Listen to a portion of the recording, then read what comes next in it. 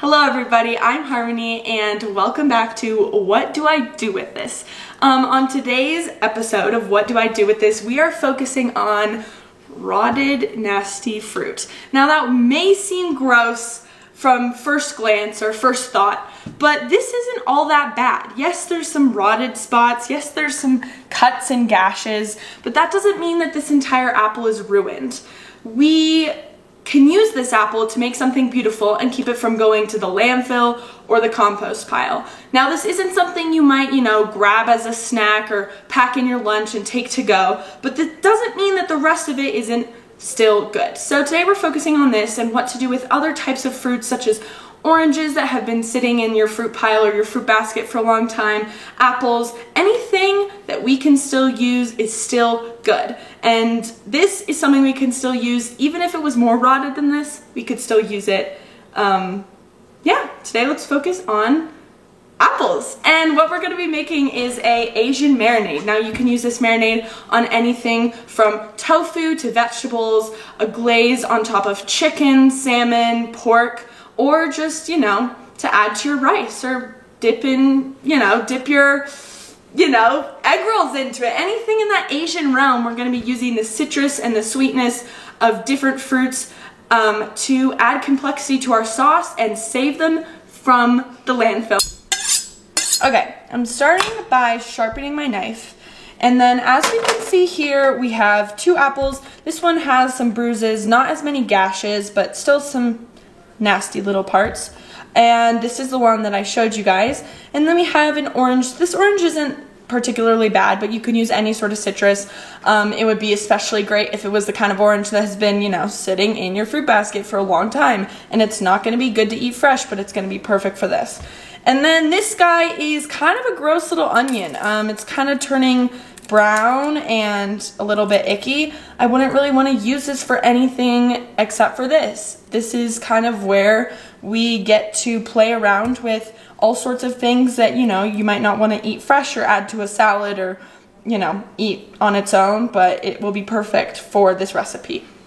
Start by peeling these apples now. You could leave the skins on, but because we're going for something with a fairly smooth desired texture, I'm gonna decide to remove the skins. However, we will be putting these into, you guessed it, the compost pile. So I'm just going to start by peeling these into a bowl so that we can capture all of the skins.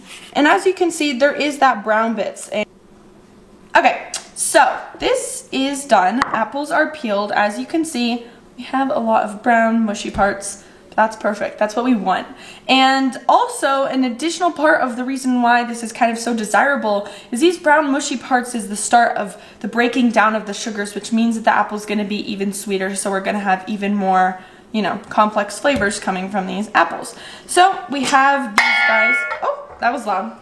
And I'm putting them into the compost bin. I will probably make a video at a later date talking all about composting and what we do, but those can go straight into the compost because we're not going to use them.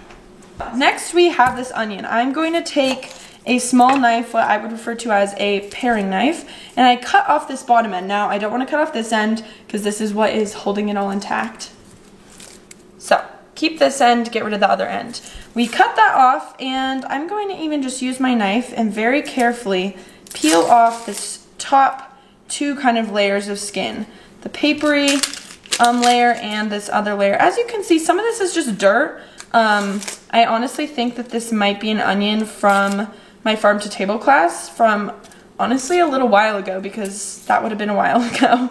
But some of that dirt is just, well, the dirt is completely natural, but that dirt isn't really anything bad. No mold or anything.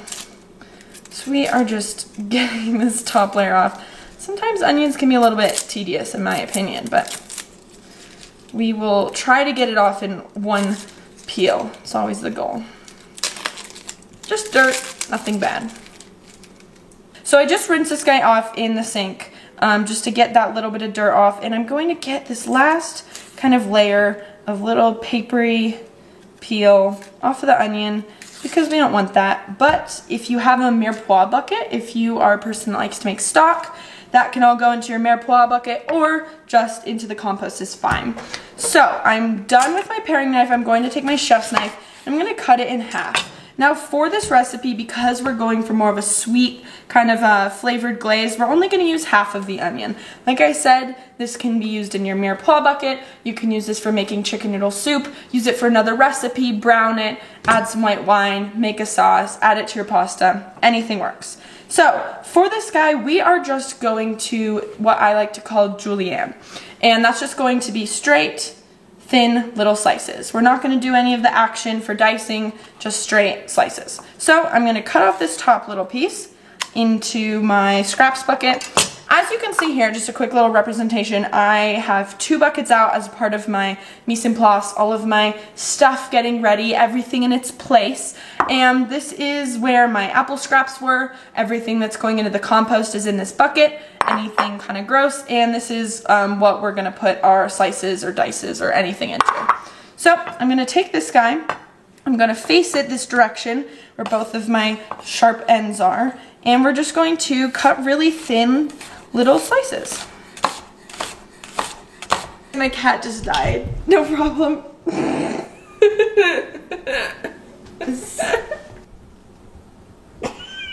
But we are going to start next with our apples and cutting up our apples.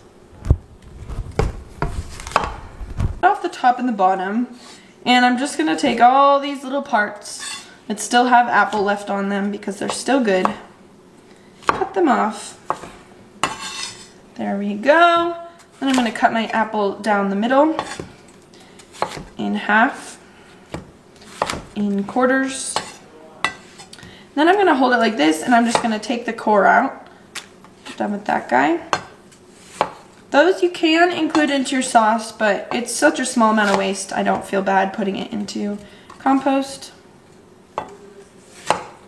Okay. So next we have these pieces here, and I'm going to cut them into smaller, kind of just slices.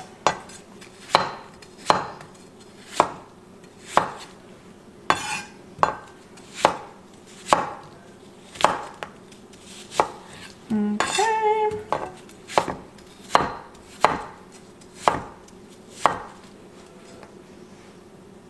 Then we are going to... Go ahead.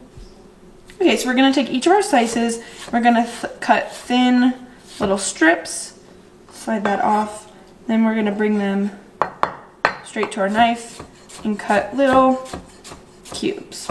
We're going to finish that for the rest of the apple.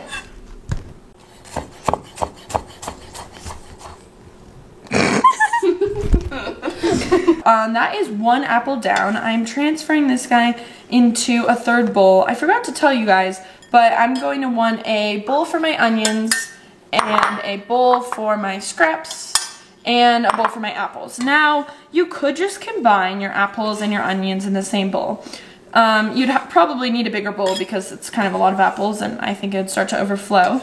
But the reasoning behind why I'm choosing to keep my apples and my onions separate is because I see the potential here with my onions to get some extra flavor by browning, sauteing my onions ahead of time before I add in my apples. So while they are like similar textures, the onions also need a little bit longer to cook. So it's important to take into consideration with what you're cooking, what you want to put in the pan first. So I'm gonna put my onions in the pan first, get some of those sugars going, get some of that caramelization going, and then add in my apples. And this is just giving me more of an opportunity for development of flavor. If I were to add them in together, yes, my onions would get browned, but I might be missing out on a little bit of that intensity and that flavor that we could get from the onions. So I see everything that we're putting into the pan as potential for flavor, and we want to extract and use it to the utmost of its possibilities. So lastly, we have our orange. I'm going to slice it down this direction with the little top and bottom on the sides. If we do it like this, we're not going to get as good of a, yield from the orange juice. So you can use your hands for this. Just with a bowl, you can use your hands, hold it over to catch any seeds. Obviously, make sure your hands are clean. I'm going to use this little handy dandy citrus juicer guy that I got the other day. And we're just going to get all the juice out of there. It's maybe a little messy. It might be a little bit of, you know, juice flying everywhere. That's okay. As long as you don't get it in your eyes. Okay, so for the most part I got all of it out. I'm gonna do both sides of it. This is a very pretty orange. It's kind of pink almost.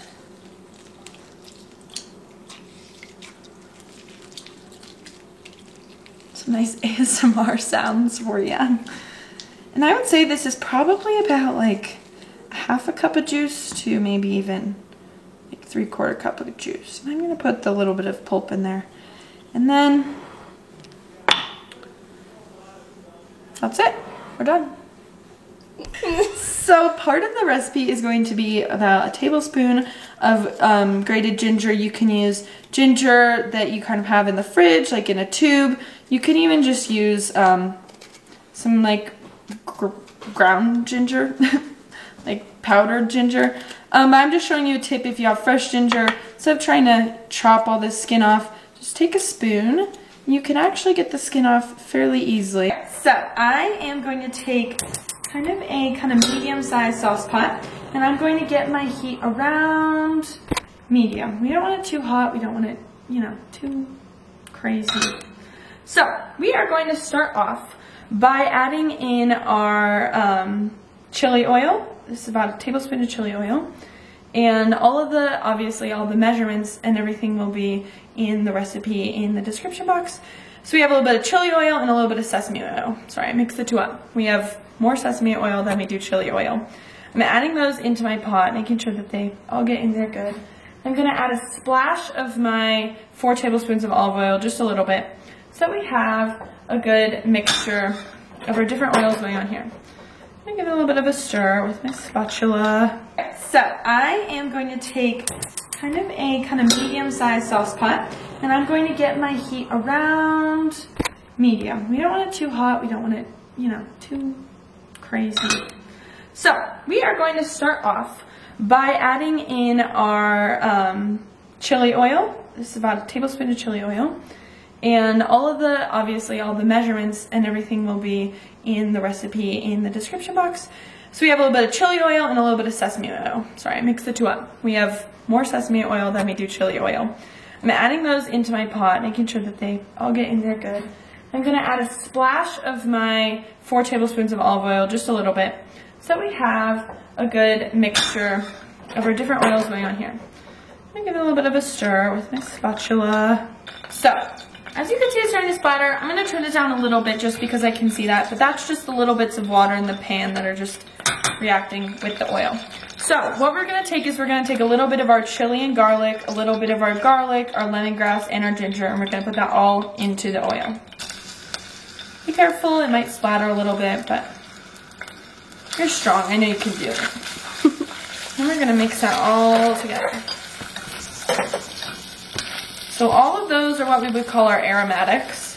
We're mixing that in with our oil because the heat and the oil is going to make them bloom and all of the flavors come out and mix harmoniously. But we don't want it to be too hot. If it's too hot, then they're gonna start to burn. Then we're gonna have to start all over again. So we want low, consistent heat.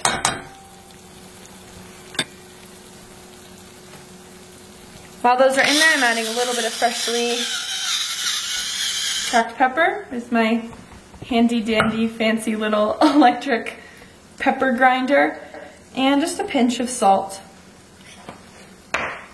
We'll add a few chili flakes. And I'm adding those chili flakes in now so that they can bloom with the fellow aromatics. Like I said, just keeping it down low, mixing it, but not touching it too much. So I left the oils in there, and I kind of just drained out some of the aromatics after they got a chance to kind of sit in the hot oil for a little bit, just because we're going to be browning our onions next. All of this flavor, all these little bits are perfectly fine. We want to keep those, but we just don't want to leave this in the bottom of the pan because it could get too overcooked, and like I said, we don't want that to burn. So we're going to take our onions and plop them in there, and I'm keeping the heat around medium. It's kind of low right now, so I might turn it up a little bit higher, but we don't want these to burn. We just want them to caramelize. So in this process, I added like a smidge more of the olive oil that we have, and then, yes, and then just like a little splash of water. This is what they're looking like now. Very good, very beautiful, very caramelized, and this is the point where we're gonna add in our aromatics again. Throw them back in. Scrape, scrape, scrape. If you're wondering how to get this beautiful, fabulous spatula, this is my all-time favorite spatula. I have 2 of them. They are the Betty Crocker brand from the dollar store. So if you are trying to get your hands on them, that's how you get them. So, okay. Next I'm gonna add in my citrus juice to kind of deglaze the pan a little bit, cool down the temperature of the pan, get it all rolling, you know? That's in there. It's looking a little gross, but it's all gonna come together, and that's all that matters. So, mix it up. Get out those chunks of the aromatics. And the heat is still high, but like I said, that the orange juice kind of brought the temperature of the pan down a little bit. We're gonna add in about half of our apples. We just want those to cook thoroughly. Actually, we're gonna add them all in. We want those to cook thoroughly. And keeping those low temperatures. And the orange juice is almost gonna act like it's like a steamer almost, the orange juice on the bottom. And the liquid throughout is gonna help to keep it warm and then kind of steam the apples and cook them thoroughly. Next step of this is we let it sit maybe like 5 minutes. It's all coming together. There's still that little bit of liquid at the bottom. But what we're gonna do is we're gonna season it, add some water, the rest of our liquids, and then we're gonna throw a lid on it, let it steam, let it cook, and then we'll take the lid off and let it reduce. So the whole point of putting a lid on it is that we're keeping and trapping any sort of liquid or evaporation or condensation in here so it keeps the moisture levels high, it doesn't burn, and the moisture stays in the pot. But once we take the lid off, it's going to allow that moisture and everything else to kind of evaporate and get out of there.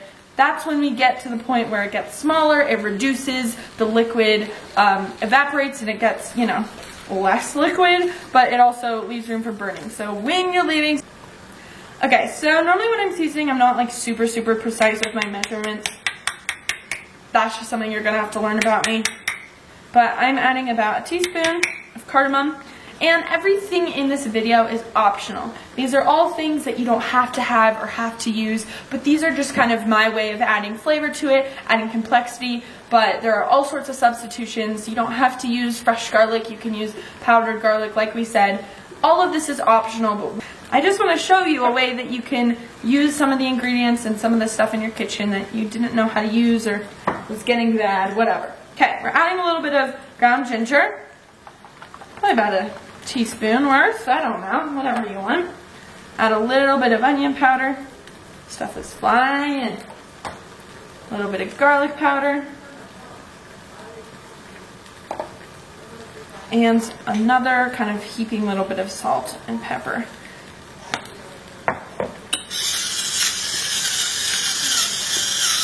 Beautiful.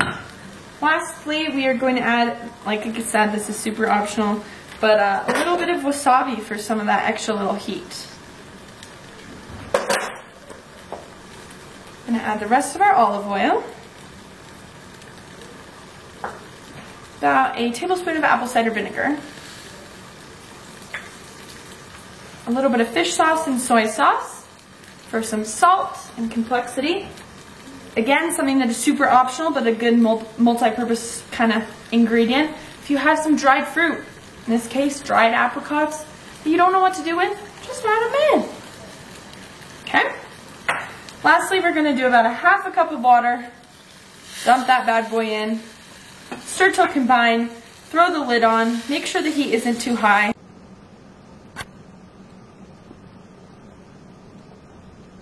Now that it has been sitting for about 10 minutes, I am going to add about a tablespoon of brown sugar just to sweeten it up a little bit.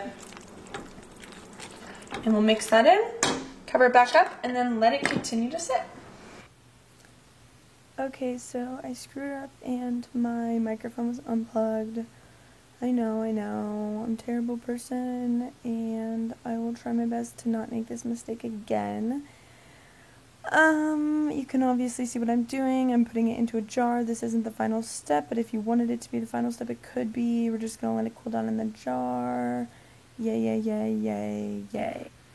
Okay, I'm back because the microphone was still unplugged.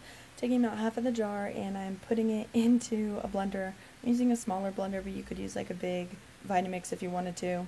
It doesn't matter. Okay, here comes the even more unfortunate part. I'm taking about like half a cup of orange juice. Don't really ask me why. Half a cup of orange juice.